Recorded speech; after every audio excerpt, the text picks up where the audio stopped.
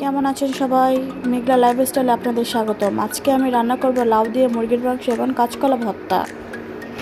এটা রান্না করার জন্য যে উপকরণগুলো লাগবে: হলুদের গুঁড়া, মরিচের গুঁড়া, লবণ, জিরার গুঁড়া, ধনিয়ার গুঁড়া এবং পেঁয়াজ, আদা রসুন পেস্ট, এলাচ এবং তেজপাতা।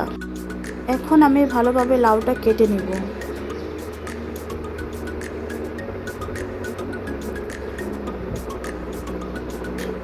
লাউ এবং কলা আমি কেটে নিয়েছি, এখন ভালোভাবে ধুয়ে নিব। কড়াইয়া বসিয়ে দিয়েছি, এখন দিয়ে দেব পেঁয়াজ কুচি। পেঁয়াজটা ভালোভাবে ভেজে নিব। তেজপাতা, এলাচ, আদা রসুন পেস্ট, একটু পানি দিব। ভালোভাবে কষিয়ে নিতে হবে।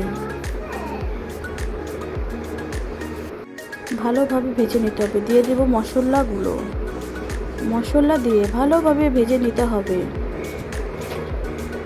কষানো শেষ আমার, এখন দিয়ে দেব মাংস। মাংস দিয়ে ভালোভাবে কষিয়ে নিতে হবে। কিছুক্ষণ ঢাকনা দিয়ে ঢেকে দিব। ঢাকনাটা খুলে আবার নেড়ে দিতে হবে। এখন দিয়ে দেব লাউগুলো। লাউ দিয়ে ভালোভাবে মিশিয়ে নিতে হবে। কিছুক্ষণ ঢাকনা দিয়ে রেখে দিব। ঢেকে দিব। ভালোভাবে লাউটাকে নেড়ে দিতে হবে। ঢাকনা দিয়ে ঢেকে দিব।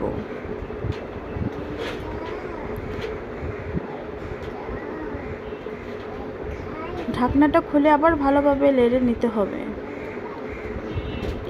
দিয়ে দিলাম কাঁচামরিচ। তরকারিটা হয়ে গেছে আমার, চুলাটা বন্ধ করে দিব এখন।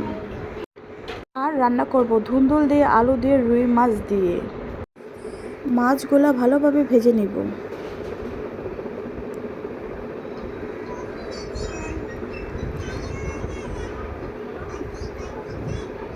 মাছগুলো আমার ভাজা হয়ে গেছে। সুন্দরভাবে মাছগুলো ভেজে নিলাম। এখন একটা কড়াইয়ে বসাই দিলাম। দিয়ে দিলাম পেঁয়াজ। পেঁয়াজটা ভালোভাবে ভেজে নিব। দিয়ে দেব মরিচের গুঁড়া, হলুদের গুঁড়া, ধনিয়ার গুঁড়া, লবণ ও কাঁচামরিচ। ভালোভাবে কষিয়ে নেব মশলাগুলো। কষানো শেষ, এখন দিয়ে দেব ধুন্দুলগুলো। ধুন্দুল দিয়ে ভালোভাবে কষিয়ে নেব।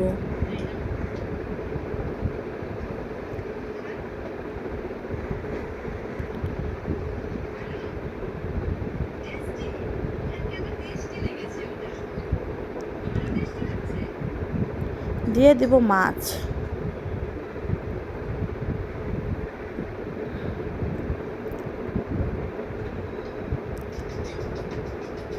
এখন ঢাকনা দিয়ে ঢেকে দেব 10 মিনিট। 10 মিনিট পর ঢাকনাটা খুলে টমেটো দিয়ে দিয়েছি। তরকারিটা আমার হয়ে গেছে।